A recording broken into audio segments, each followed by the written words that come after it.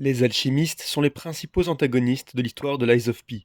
C'est de leur faute si le monde dans lequel vous jouez est dans cet état, et ce sont eux et leurs créations qui vous mettront des bâtons dans les roues durant le jeu. Néanmoins, les alchimistes n'ont pas toujours été de sacrés fils de... S'ils sont devenus ainsi, c'est bien parce qu'ils suivent les ordres de leur chef avide de pouvoir, le dangereux Simon Manus. Mais avant lui, leur leader, Valentinus Monade, était un homme bon et généreux, qui utilisait ses recherches pour le bien des autres. Découvrons comment le père de Sophia s'est fait détrôner par l'innommable vilain.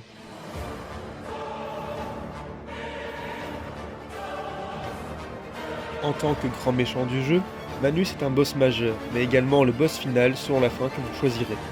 Ressemblant à un hideux mastodonte se battant en marteau, l'alchimiste que vous affrontez est bien différent de celui que vous aviez déjà croisé auparavant. Durant sa deuxième phase, un bras d'énergie pure le poussera et il sera capable d'utiliser encore plus d'attaques magiques contre vous. Il faut commencer son histoire par celle de son prédécesseur, Valentinus Monade, mari d'Isabella Monade et également père de Sophia Monade, la mentor de Pinocchio, qui vous fera passer de niveau dans le jeu. Alchimiste renommé au sein de cette confrérie de scientifiques, il fit la rencontre d'Isabella, l'héritière d'une des plus grosses fortunes de Krat, et l'épousa. Cette chercheuse avait de plus le don d'écoute, permettant d'accumuler de l'ergot afin de le transmettre. Sa fille héritera de ce pouvoir. Afin de mieux comprendre ce que cela implique, revenons rapidement sur l'ergot. Grâce à ses aptitudes, Valentinus devint bien vite le chef des alchimistes, secondé par Isabella mais également par son apprenti, un jeune alchimiste répondant au nom de Simon Manus. Il envoya un jour celui-ci enquêter sur une mystérieuse énergie provenant des étranges cavernes que surplombait le plateau de la ville de Krat, les grottes de Trismegistus. Manus y découvrit des cristaux inconnus, composés de ce qui semblait être de l'énergie vitale, l'ergot. Les scientifiques comprirent que cet ergot causait la pétrification pour les personnes qui en côtoyaient pendant trop longtemps. Leur essence vitale se cristallisait, devenant à leur tour ce matériau merveilleux, comme une sorte de cycle, le mouvement à la base de la croyance de la création, selon les alchimistes. Valentinus voulait faire profiter tout le monde de cette découverte. D'un grand cœur, il était d'ailleurs à l'origine de l'orphelinat le plus renommé de Krat, la Monad Charity House. Il entra en contact avec le plus grand alchimiste présent en ville, Giuseppe Geppetto. Celui-ci utilisa l'ergot pour faire prendre vie à des marionnettes mécaniques produites en batterie par son ami, le génial inventeur Venigni. De nombreux types d'automates furent ainsi animés pour décharger les humains de leurs tâches épuisantes. Il y eut bientôt des marionnettes partout dans Krat.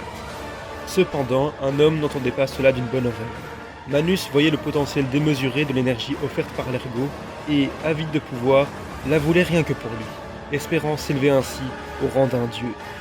Il se débarrassa de Valentinus et d'Isabella, puis prit le contrôle de la confrérie des alchimistes, aidé par son bras droit, la redoutable guerrière Laxasia.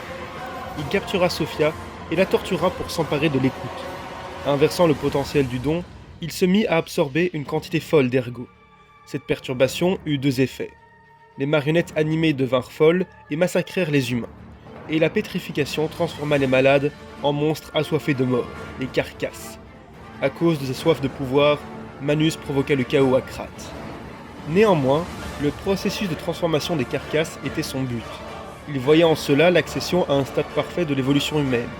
Produire des carcasses dotées de conscience était en fait produire de véritables surhumains, des dieux parmi les hommes, désormais capables de s'emparer du vrai pouvoir divin. Il réussit son expérience avec Laxasia et, sur une moindre mesure, avec Victor. Lui-même finira de son côté par atteindre ce qu'il définira comme la perfection et s'emparera de Dieu en personne.